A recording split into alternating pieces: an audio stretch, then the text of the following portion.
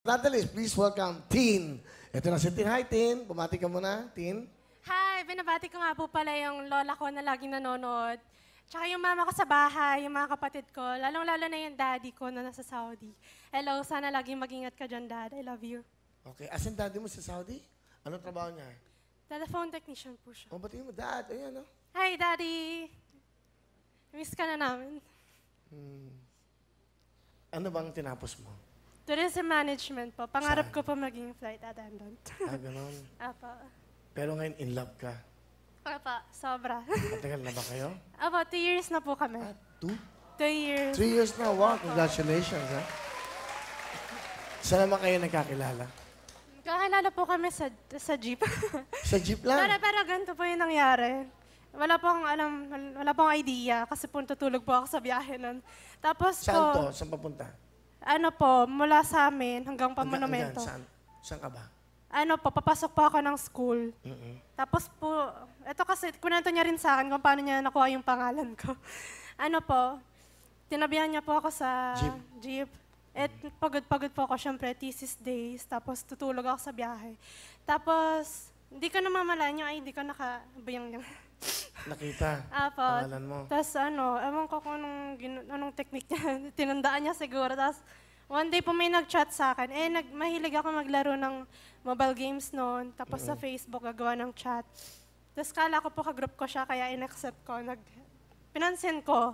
Tapos yun, kunento niya, nakasabay niya nga po ako sa jeep. Sige, pakilala mo na. Pinakikilala ko nga pala yung sobrang gwapang-gwapang boy. Mahal na mahal kong boyfriend, si Chris. Kamusta paring Will? Ang tagal na nating hindi pa nagkikita. Oo nga eh. Mabuti nakita rin tayo, pare. Oo nga eh. Oo nga. Ano ginagawa mo, Chris? Dati po akong flight attendant. Tapos ngayon, parehas kaming naghanap ng trabaho para magkasama na kami. Sa isang airlines? Sa airline. Ano, local o international? Mas maganda kung international. Pero bakit ka huminto? Para makasama ko na siyang mag-apply. Para parehas kami. Yan. Wow, Chris. Pero ang gwapo ng boyfriend mo, ha? Iba, ha?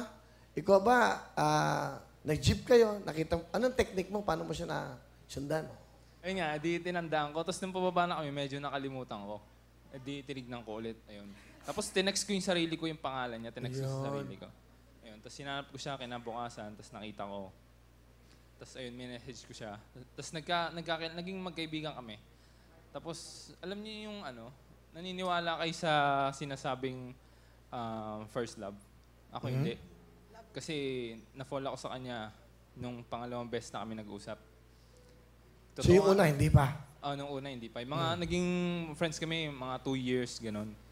Tapos nung parang naglalaro siya, may nasend siya sa akin, accidentally. Tapos yun, nakita ko siya ulit. Uy, sabi ko, may something yata dito ah.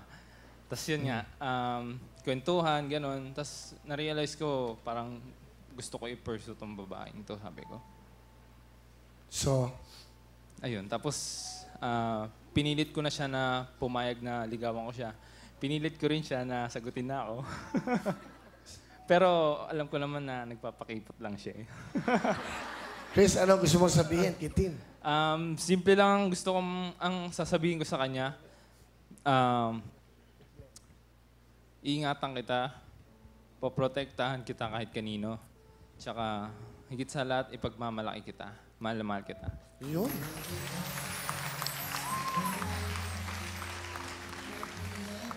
Grabe, ang ganda na sinabi mo. Ngayon ko na nadinig yan, ha? Iingatan kita, poprotektahan kita, at ipagmamalaki kita. Hindi ko nasabi yun, ha? Pero lang, Tin, ano gusto mo sabihin kay Chris? Sobrang salamat sa... Kasi sobrang laki ng patience mo sa akin kahit medyo tupakin ako. Diyan ka lagi nagtitiis sa akin. Tapos lagi ka naghihintay nung OJT days ko.